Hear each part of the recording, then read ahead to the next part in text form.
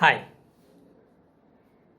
today I would like to discuss with you something about designing strategies. As you all know, a proper strategy is what makes any mission successful. The mission could be a business assignment or a personal mission which you want to accomplish. So, for all which you need a proper strategy working for you. So, when you create a strategy, there are a few things you will have to keep in mind. One is seek all available information before you create your strategy, because this information will help you in making a good strategy. Number two, timing of your strategy implementation. When do you want your mission to be accomplished? How do you plan your timing of your strategy? It's very important. And number three, what are the different plans you want to put into your strategy designing? Because you should have a plan A, a plan B, or a plan C, or maybe even up to plan Z. So if one plan fails, you should have a backup with another plan. So that is why you should have multiple plans built into your strategy. Another most important aspect is once you define your mission, once you are on your mission, there is no turning back. You should stick to that mission.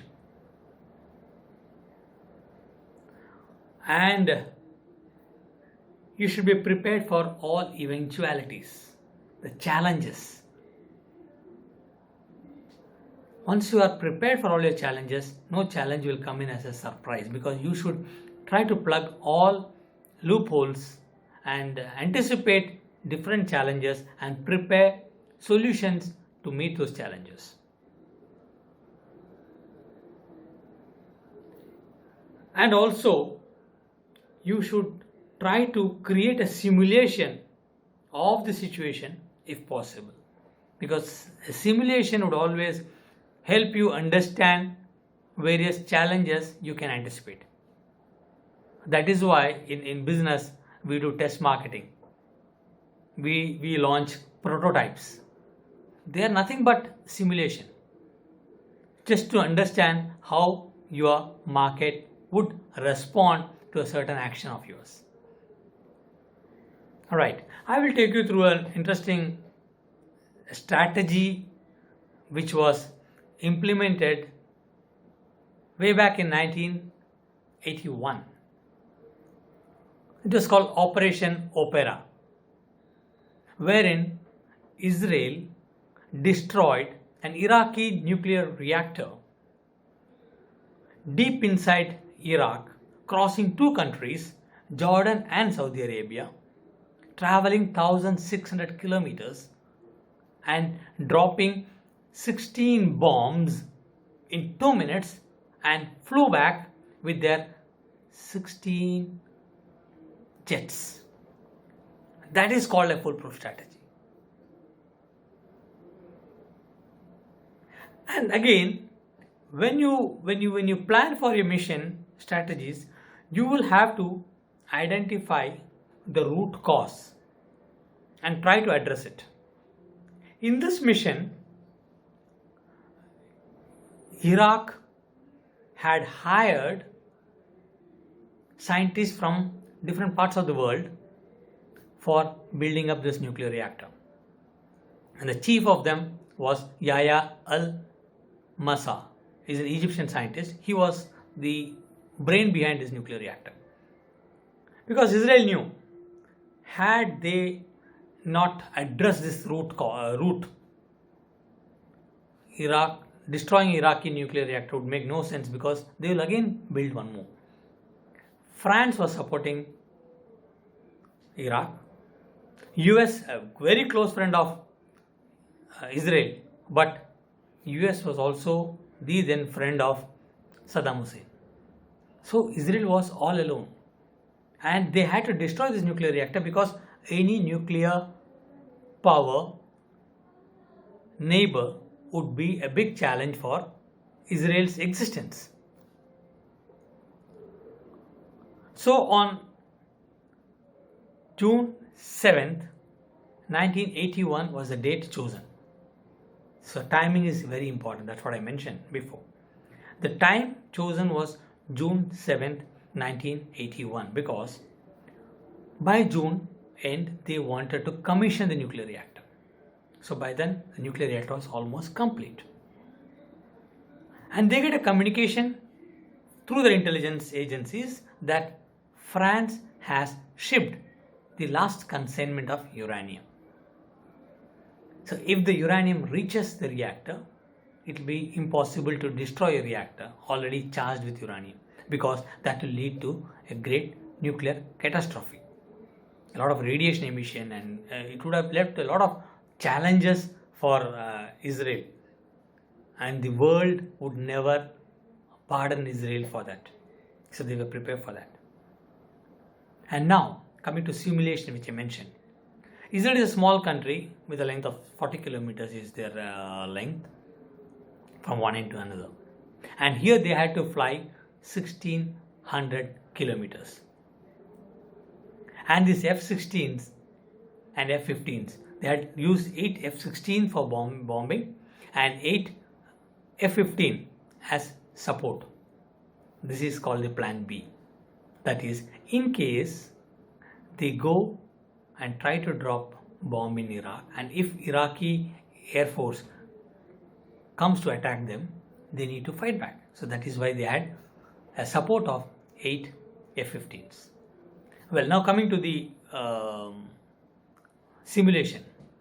There is no opportunity to mid-air refueling, or maybe refueling at all for that matter, because Iraq was far away from Israel, and there were two enemy countries, Jordan and Saudi Arabia. So Israel had to fly over Jordan and Saudi Arabia, reach Iraq, bomb it, and come back. The challenges. During their flight, anyway, their flight signatures could be caught by the radars of Jordan or even Saudi Arabia for that matter. So they had to be prepared for this challenge. It did happen when they flew from Israel. Jordanian radar captured the signatures of these flights, and they immediately contacted the pilots, and the pilots responded saying that they are Saudi fighters and they had lost their way. Similarly, when these flights flew over Saudi Arabia, they told them that they are Jordanian aircrafts and they lost their way. So they dodged both Saudi and Jordan, reached Iraq, bombed the site, and came back unhurt.